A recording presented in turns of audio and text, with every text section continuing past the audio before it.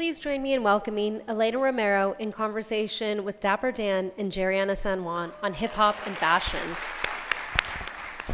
For close to 45 years, hip hop has made its mark on US culture and on the world.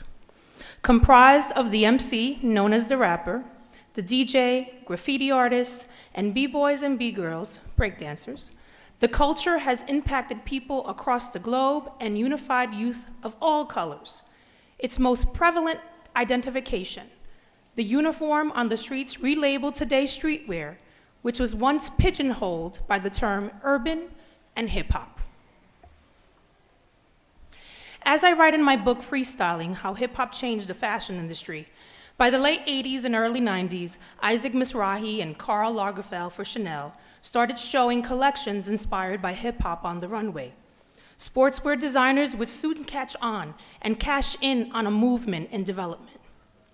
An eclectic style, originally comprised of borrowed looks from designer and popular brands, hip-hop would eventually evolve into a worldwide fashion phenomenon, and with brand identifiers of their very own.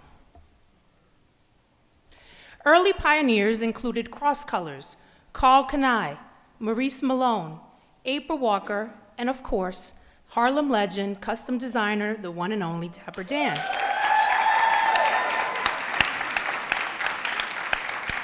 Now you see, well before Nike had apparel, Dap had been making Nike fashion, in addition to his signature Gucci outfits made famous by Eric B. and Rakim. A 24-hour custom boutique located on 125th Street between 5th and Madison Avenues, his shop catered to the lifestyle of the rich, legally and illegally, and famous. It was a 24/7 custom tailor shop that was ahead of its time, and Dap could make anything from casual streetwear and tailor suits to, in fact, car interiors. The next wave of brands took it up a notch, thrusting sales to new heights, helping cement the legacy of the market. FUBU hit the $350 million mark. It, along with designers such as Maurice Malone, Pele Pele, Echo Unlimited, broke barriers as the first to show on the 7th on 6th runway in New York during Men's Fashion Week about 20 years ago. What was once limited to mom and pop specialty stores in the hood would now become readily wares found at your local department stores and internationally. And at its peak, the fashion category represented a $58 billion business according to the NPD Group in 2002. Today, what was once labeled urban has now been remixed and morphed under a more broader and more widely acceptable term of streetwear, encompassing a mesh of different consumers and styles. We are here with designer Dapper Dan, along with FIT alum and costume designer of the Netflix original TV series, The Get Down, Jeriana San Juan, to get their perspective on hip hop and its influence in fashion. Please help me welcome our guests.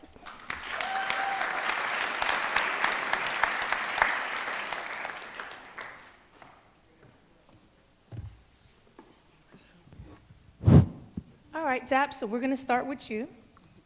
Tell us a bit about your fashion design, your story, and how we came to know the legend named Dapper Dan. Okay, my story is like I'm a hustler / designer. So, you know, my story is one of how to leave the streets and do something positive in the community that will change the way the community is represented. So when I first went into business, I thought it was going to be, okay, I'm going to open up a store and I'm going to sell clothes. I thought that was it. Like, I read Terry Egan's book and after the fact, and Subculture by Dick Hittridge, and of course your book. But in the beginning, none of this was there for me. So I came into the industry, everything organic. So I had to teach myself everything. So I started out selling furs because I figured that my community, they're not really familiar. They don't know a lot about furs, so I can introduce them to the fur industry. And I did quite well for a while. And then what happened was this new company had just started. It was Andrew Mark. And I used to buy furs from the father. So they said, look, my son's, he's opening up a business. I said, oh, really? He said, yeah, he's going to be selling leather coats with fur linings. I said, great. So I'll go see him. So I'll go see him, and there's another competitive store owned by the other people. And they're selling the jackets for $1,200. And I know they're buying them wholesale for $400. I said, wow. So I went and bought the jackets for $400, and I'm selling the same jackets for $800. They found out that I was underselling them and went back to Andrew Mark. Andrew Mark is two really cool guys. They said, Dan, you know, you're a good customer. We like you. You're a nice guy. He said, but we can't sell to you no more. I said, you can't sell to me no more. He said, yeah, because they have 5 stores. And if we sell to you, then they're going to pull the account out. I got very upset. So what I did was, I had spent a lot of time in Africa, and while I was in Africa, I had African tailors. So it occurred to me, I said, wait a minute, maybe I should just get me some African tailors and make these jackets myself. And so I began to start making them myself. So I had to teach myself the whole business. But now in the fur business and the leather business, it's like, that's seasonal. So I needed something that was going to be available to me all year round. So I came up with this idea, and I noticed a guy came in one day with a Louis Vuitton little clutch bag, and I saw how everybody was fascinated. I said, okay. And so I started researching the symbols on the bag to see exactly what it meant. And then I taught myself textile printing. I said, well, if they're fascinating over this little bag, imagine if they had the whole outfit. So I said, you know, I'm going to transform these people into luggage. So, I mean, 1 or 2 little LVs and get them like that. Imagine what the whole outfit is doing. So I taught myself textile printing, and I came up with the concept on how to print on leather. And then after that, it's just, it's a flow. So now, the hustler side of me, so I knew all the hustlers in Harlem. I'm born and raised in Harlem. So now all the hustlers coming in, you know. The hustlers gravitated towards what I was doing quicker than, you know, like the bougie Mizwar class, because they want to go downtown. You know, but the hustlers, when they come to me, like you hear some of the stories in there, when I see a hustler coming through the door, I jump up and run to the door. I'm going to make them feel very welcome, you know, and sit them down, make them feel important.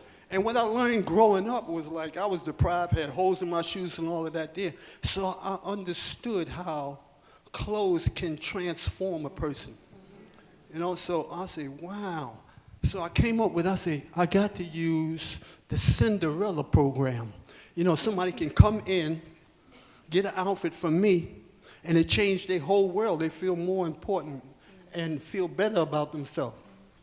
So all my customers, I would treat them special, royal, you know, and I would act like they all was rich. Everybody come through that door was rich and important. So after a while, I started catering to all the hustlers and, you know, people who gravitated towards the hustler style, because the hustlers in Harlem was the ones who generated the trend, because they had the money and they could afford the expensive stuff at the price I was selling. Mention So how much as a you were result of selling that- these. Excuse me? How much were you selling these for? Okay, range. the cheapest item was like a sweatsuit, and you're talking in the 80s, and that was $1,200. All right, and so as a result of the hustlers coming in all the time, now rap was just beginning. So now the rappers coming in, and they want to be like the hustlers. All right, and so they started copying everything the hustlers was, and then telling the hustler story. So once rap went global, then the rappers were spending more money than the hustlers. So the hustlers used to start the trend. Now it's the rappers that start the trend. So now they displaying my stuff on MTV, and all of a sudden, then Mike Tyson comes. Mike Tyson comes in the store and gets into this big fight, and they start. With mid-screen. Everybody starts saying, you know, other people start, you know, the industry starts, well, who is this? Who's this Dapper Dan up in Harlem, you know? And they started, and then, you know, they started raiding the store, and and the suits, you know, Louis Vuitton and Fendi. I never forget the day, like Chief Justice Olga Mayor, she was the lawyer for Fendi. And she came in the store. I had just made a coat for Big Daddy Kane. It was plongé leather, full-length plongé leather, black, you know, it was black on black MCM. The collar was black mink glamour, you know, and it was tuxedo to that. She saw the coat, she said, wow, this guy belongs downtown, but she still rated me. Yeah, she still rated me. So the raise kept coming, you know, and then Ted Demme, God bless him. Ted Demme from Yota MTV, he told me, he said, Dapper Dan, he said, man, you are what's happening. He said, whenever you call me, I'm coming up here with the film crew. So I got a lot of exposure on MTV. We didn't have no social media then, so MTV was the vehicle. So I'm getting a lot of, you know, publicity through MTV. Then one day now, you see what happened with Andrew Mark. Now, Ted Demme, I know he really cares for me like Andrew and Mark came from. He comes to me one day, he said, Dad, he said, we can't display your stuff no more on MTV. I said, you can't display my stuff. He said, no, anything that the rappers wear that you have, we have to blur it out. So Dapper Dan invented the blur. You see that? You see, you see how you watch TV now and they blur out items, and that was the result of that. So lo and behold, the rappers took the clothes game around the world and they forgot about where they started at. You know, and then Tommy Hilfiger came and sent Andy Hilfiger uptown, and they discovered this whole rap scene and how lucrative this business was going to be. And the story is history from there.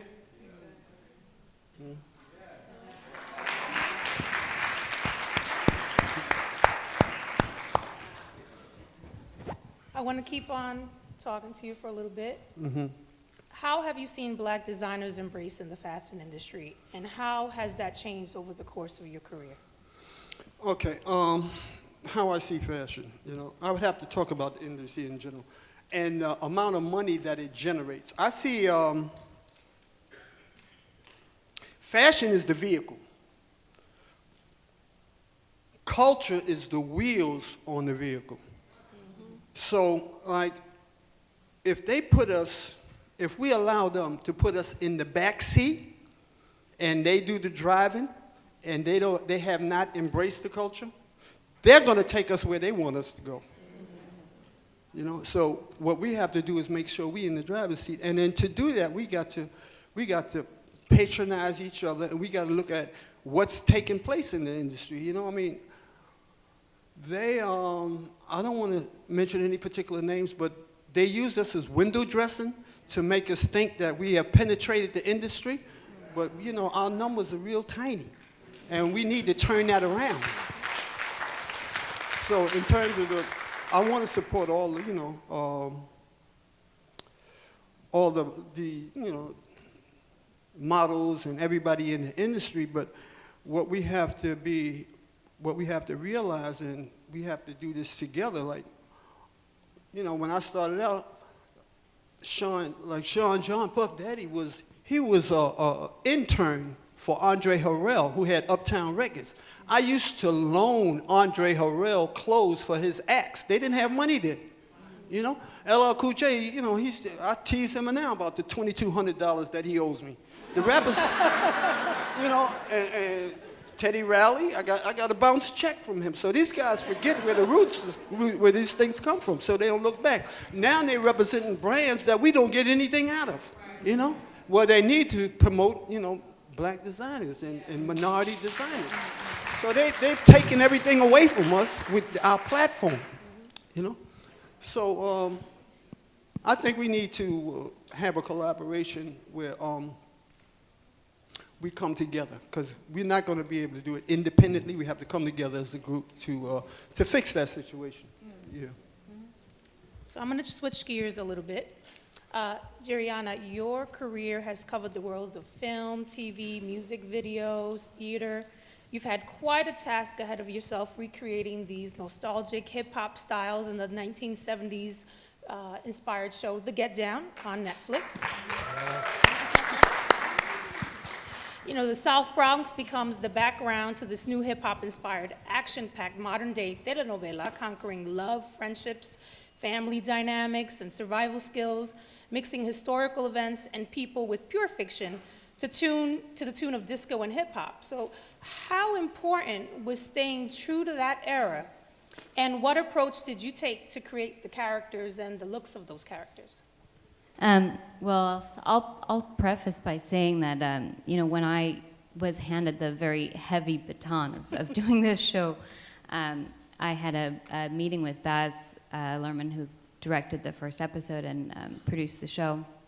And he asked me about who I am, and I sort of very funnily kind of described myself as a designer and a hustler. My introduction to fashion had always been, you know, being, you know, coming up in Miami from an all-Cuban family, and always kind of having the aspiration but never the capability. And it was very meaningful to me, this story, because I felt such an identity with it, and I felt such a passion about how kind of synonymous the music and the fashion of hip-hop are. And when I, you know, again, was given this kind of monstrous task of communicating this story, which is, you know, my job as a costume designer, I do projects that are, you know, 1930s or futuristic or prehistoric, whatever it is.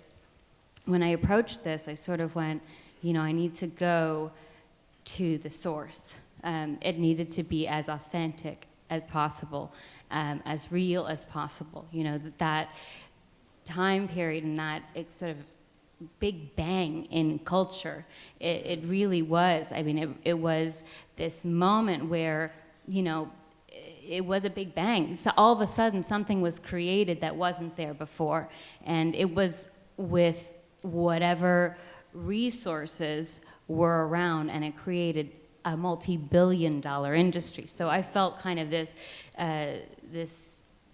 task of telling not only the story, you know, I'm given a script, and my job as a costume designer is to, you know, tell the story of the characters and really communicate as much as I can about the character through the clothes. And I sort of felt like I was telling two stories. I was telling the story of, you know, each individual character, the books, the Stylin Fantastic, all of the different characters, but then I was also telling the story of the birth of this fashion movement. And it really was about, in the very initial phase of this process of my research, to not only go through, you know, Joe Conzo and Jamil Shabazz photos, but also to go to, you know, we were fortunate enough to have great advising producers on the show, like Grandmaster Flash and Kool Herc and Curtis Blow, and I was able to talk to them directly about, you know, what were the kind of the seeds of that fashion movement, and you know, it really became as simple as, you know, using, you know, what you have and making it like a movement, making it a statement. And that can be as simple as coordinating your sneakers with your hat, or wearing your sneakers in a certain way. And, you know, it always kind of goes back to the same principles. You know, it's so universal. You know, it's the same principles I had as a kid in Miami. Like, wear your cleanest, nicest clothes so everybody thinks you're rich. Like, that's what I grew up like. And it was the same, it was a lot of the same principles, you know, dress like royalty and you are royalty. And that's really where it started, and that's where so many of the principles for characters like Stylin Fantastic started, where it was about dressing in, you know, bright primary colors and drawing from Asian culture and sort of the Tao of what Grandmaster Flash was teaching, and the red, white, and black, and it really kind of started from there, and then for me kind of moved into this, you know, primary kind of sweep of giving each character a kind of distinctive color palette so that we could always find them and know them, and kind of, Baz has this way of always creating a mythology behind the characters in each of his movies.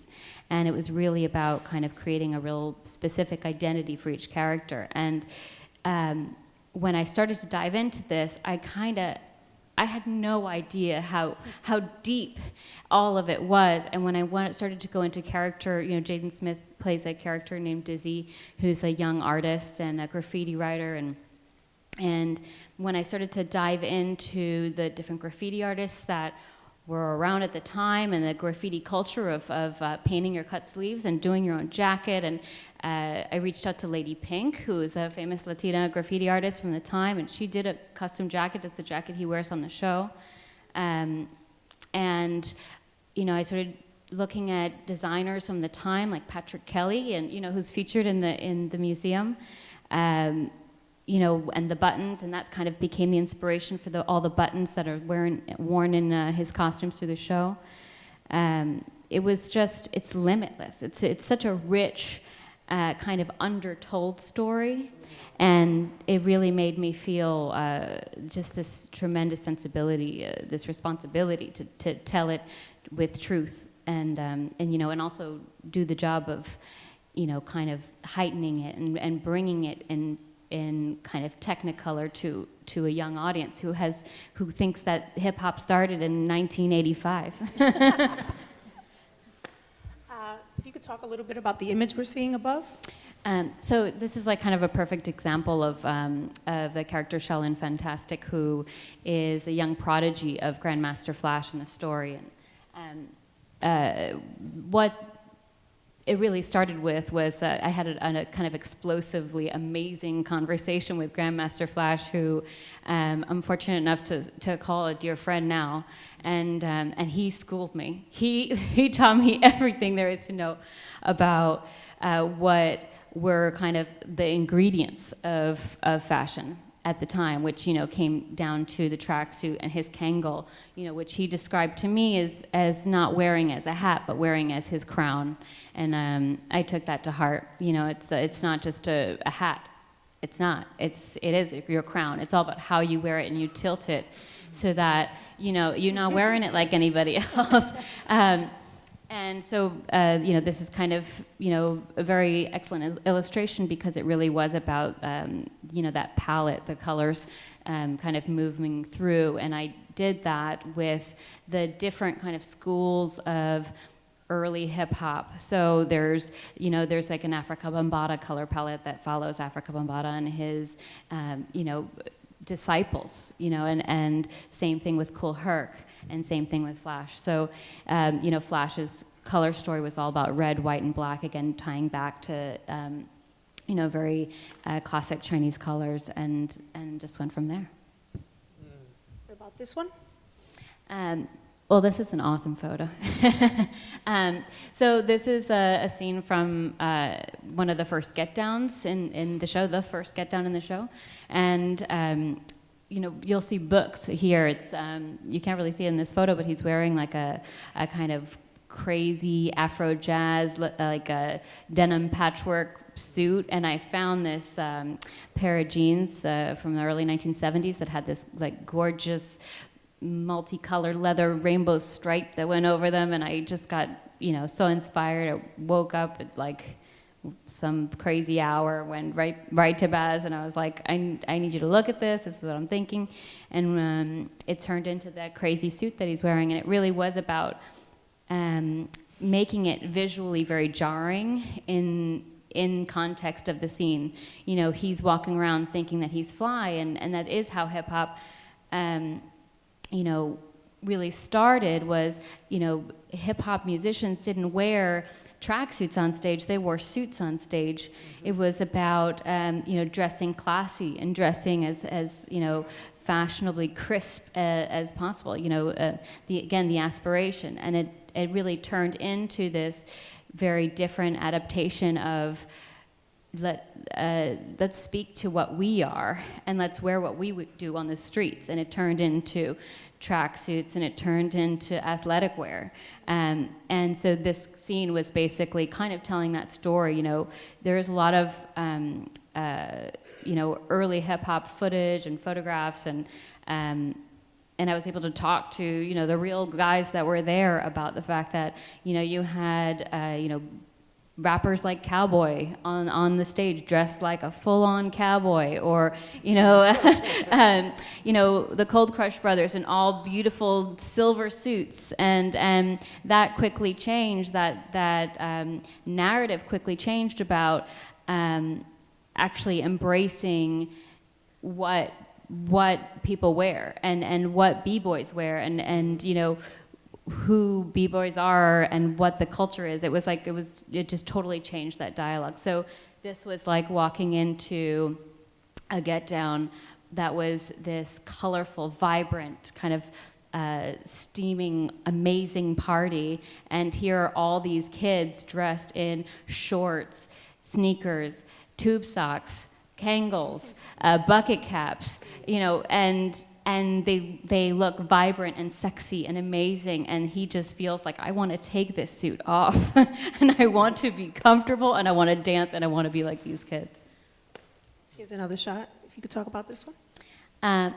So this is an illustration of the vest that was painted by Lady Pink, and the buttons again were a directly inspired by Patrick Kelly, and the character in general was just really kind of a patchwork canvas to incorporate all of these, you know, these fashion elements from early 1970s black fashion designers, you know, everything from Stephen Burrows, Patrick Kelly, you name it. And actually that vest, I'll tell you about this vest. This vest came from a photo that had a young gang member in his cut sleeves jacket, and it was the most beautiful photo. It's this kid, he can't be more than 12 years old, and he had cut the collar off of a fur coat and worn it. And again, it's like that idea of you dress like royalty and you are royalty. He had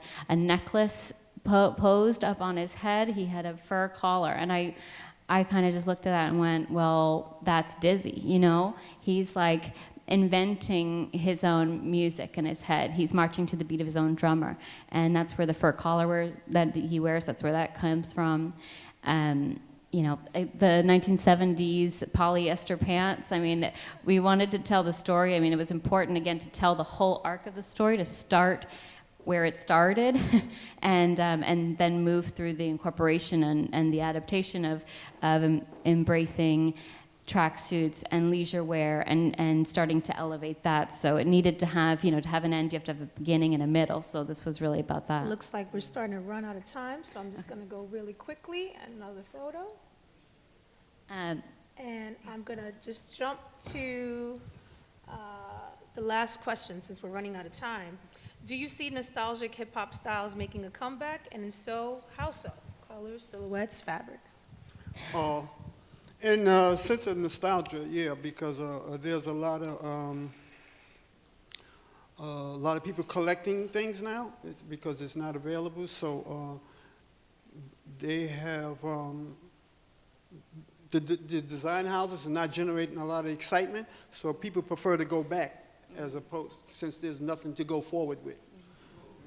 So I think that generates the excitement. That's keeping the fire going. Jeriana?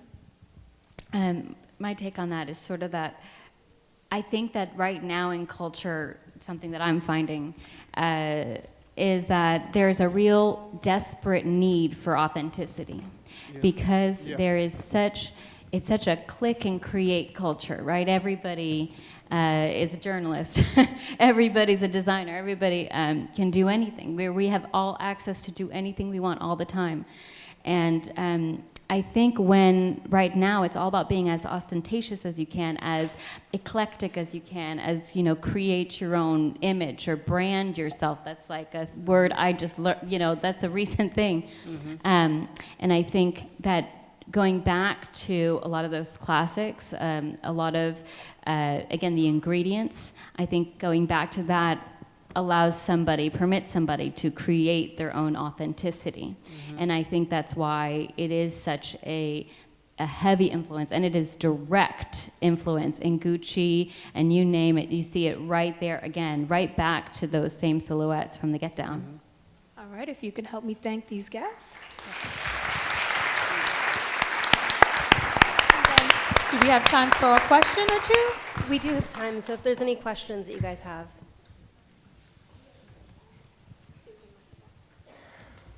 And if you could please go to the You mic. can go to or the a mic.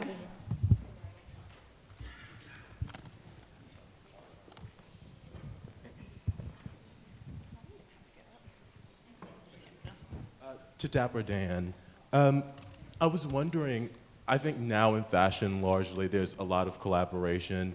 New designers are working like Fatima, where they're going and working with a lot of already established, well-known brands.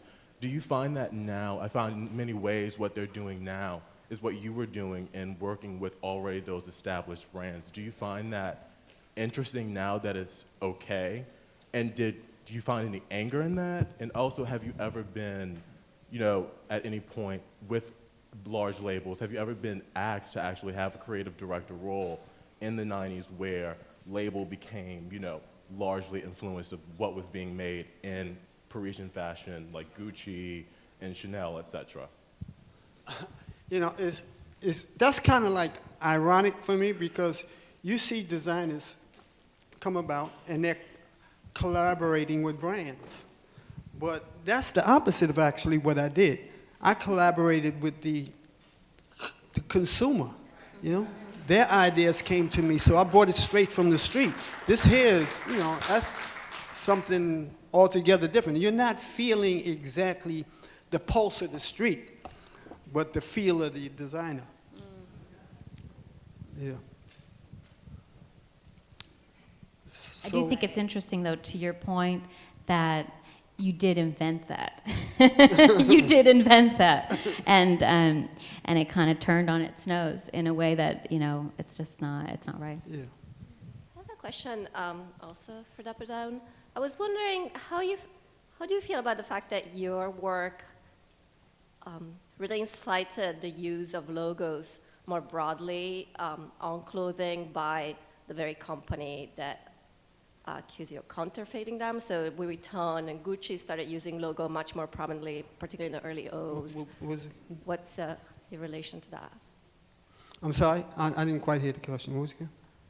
How do you feel about the brands like Gucci showcasing logos more as a result of a direct impact or association to what you did? Oh, well, that's a question that I will be addressing later. There'll be, a much larger narrative on that later on. Okay. Yeah. Hi, Mr. Dan. Nice to meet you. I'm a very big fan. I'm from Harlem as well, and I'm also a hustler, so I want to know this from you. I can't hear you. Can you hear me now? Yeah. You can hear me? Okay. Dapper Dan. So since you're a hustler, since you're from Harlem, I just wanted to know, what did you do? Were you more focused on your sketch pad and getting these designs out, or were you more focused on just bringing it to life in the shop? I'm sorry, repeat the question for me. Where did you put more of your focus on? On the sketches, on the designs, or even that little black book that he had all those contacts Here's in? a little saying we had in the store, right? Because like I said, we collaborated with people when they come in with an idea in their mind. But we first tell them, we say, like, you got to remember, everything in your mind might not look good on your behind.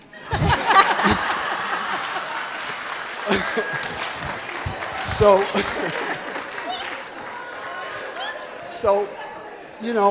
I would sit down with them and find a way to explain to them what would be best suited for them. Right. But design and sketching, everything was like I Everything said, was it was put organic. together? We just created from there, from zero. We went from zero to hero. Yeah. Hello. I don't know if you know, but Louis Vuitton and Supreme, which is a street brand, is collabing, and it's due to release in July. And it's so funny, I was on Instagram the other day, and someone was promoting a hat from their line, and they called it the Louis Vuitton times Supreme Dapper Dan hat. And it's ironic to me that now it's the other way around, where you What wanted was to it bring called? high-end to street culture, and they didn't want to do it. And now it's the other way around. How do you feel about that? Because when I seen it, I'm like, oh, they want to refer to it as the Dapper Dan hat? So she's referring to a collaboration between Supreme and another brand, referring to their hat with part of their name attaching your name to it. Yeah, I know, but like, I can't address that right now. Oh, okay. Yeah, I mean, that seems to be a big issue with a lot of people, and it's a big issue with me too, but my son is like, he's responsible for this, like, let me explain something.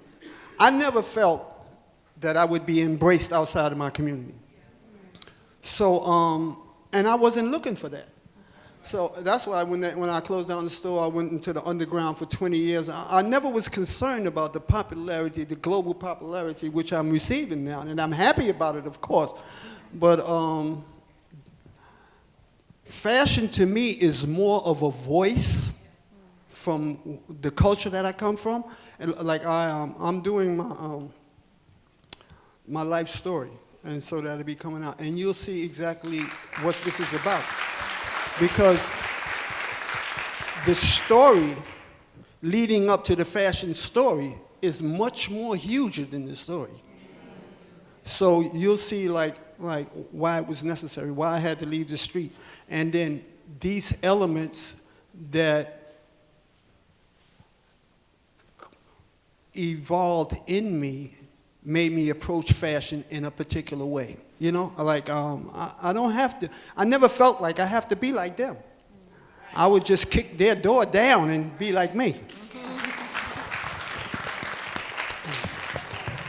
This question is for Jeriana. I have a question. You talked about how music influenced how you styled the Get Down. Can you talk about how the culture of the South Bronx influenced how you styled the Get Down?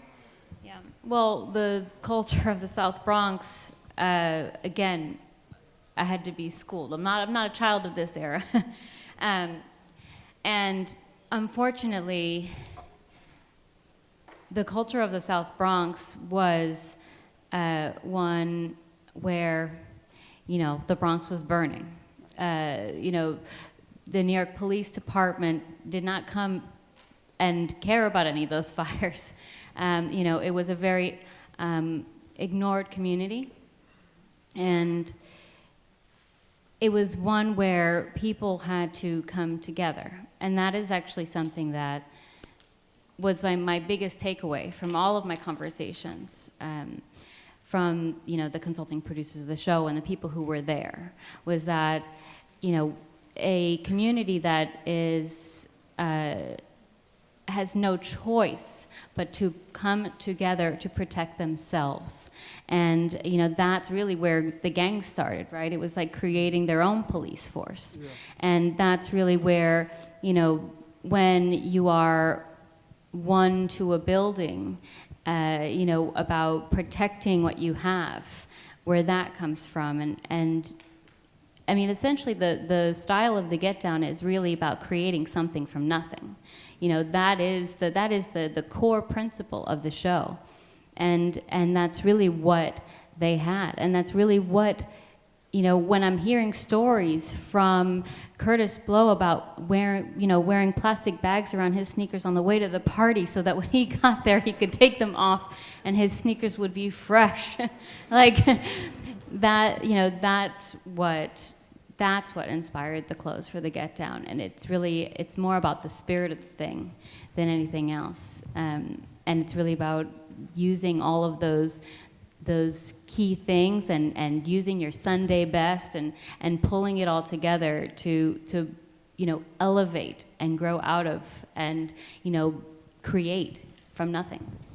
Thank you. Thank you. Can I get a big hand for our panelists?